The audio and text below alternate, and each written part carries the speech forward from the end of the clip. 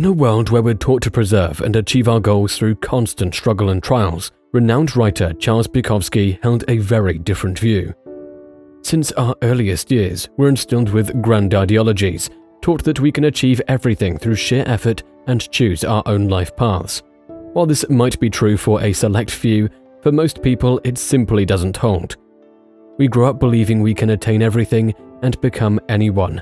High expectations are thrust upon us, and those around us demand a great deal from an early age. Yet, as we age, the illusion of choosing any life path shatters, often too late for us to reassess our choices.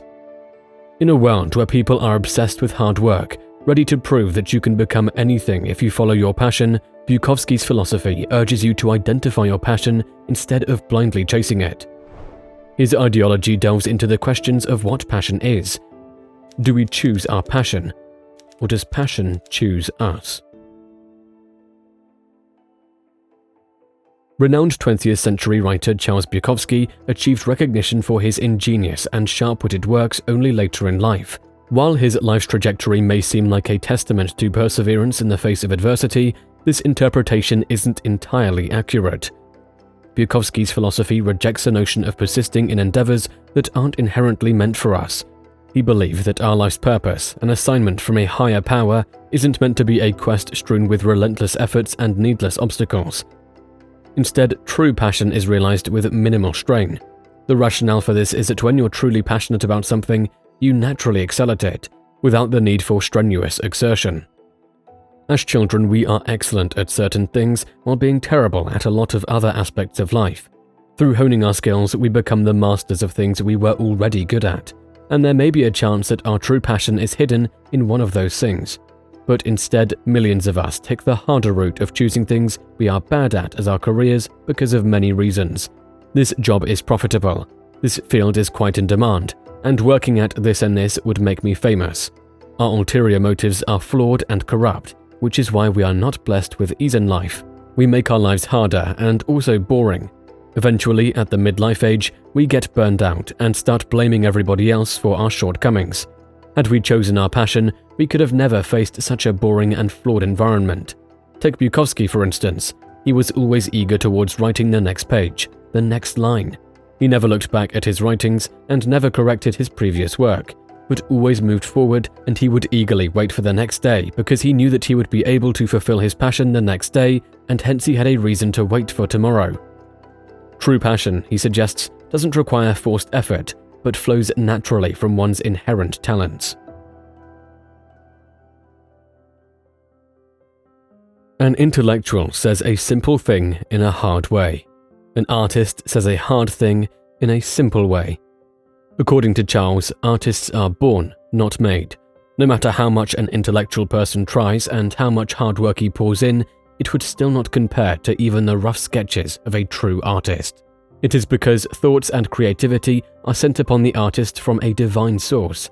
The ideology of hard work wins over everything does not come true in this case, so it is better to not try at all than to give half-hearted attempts. This idea grew in Charles's mind since his birth. His ideologies are a reflection of the tough life he had. Born in Germany in 1920, Charles moved to America at the age of 3. His upbringing was quite tough. He faced a lot of racism for his looks and accent. He was beaten regularly by his father. He became a loner and had no one to talk to in his childhood. While growing up, he had a severe acne condition that caused his looks to disintegrate even further, and he moved farther away from everyone else. He moved away from people who were normal. Bukowski was instilled with meaningless abuse and self-consciousness at an early age. These tribulations caused the hidden writer of Bukowski to come out. There has been a saying that only the abused and neglected can become true writers because they are more receptive to stimuli and can feel pain like no one else. Maybe this was the case for Bukowski, as he said in his interview that his father taught him pain, more specifically, pain without meaning. Charles molded his pain into poetry. He wrote poetry all his life, but eventually had to quit to pursue his job because he was not getting any fame or monetary help. Eventually, he surrendered to the artist inside him and started writing again alongside his job. He wrote many pieces of literature, but to no avail. His reputation was not boosting up. He did not earn anything, and it seemed as if it was okay with him.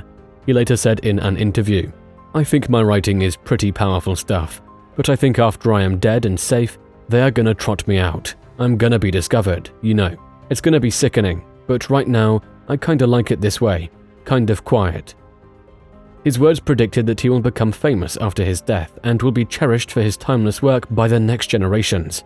He only got famous in the last decades of his life after giving his entire life to writing, but he was content with it because he did not continue writing to get famous. He did it because writing chose him. Charles gave the distinction between a hobby and a passion. He understood that a true passion is not chosen by us, but the passion chooses us. We became a vessel to perform certain tasks all our life, and it flows as smoothly as a river while we are working. So, You Wanna Be a Writer is a poem by Charles Bukowski that sheds light on the art of writing and how you can recognize whether you should pursue writing or not. This ideology of Charles can be applied to any field. If it doesn't come bursting out of you in spite of everything, don't do it. This indicates that a passion is supposed to come out of you naturally, and you do not have to put any additional effort to make it flourish. This is a sign of true passion.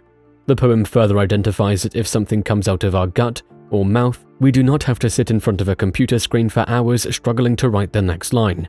Then we should forget about writing and not do it. If we want prestige and fame, we must not do it. Rewriting again and again and reading it in front of our close ones for correction shows that we are not ready and we must not do it.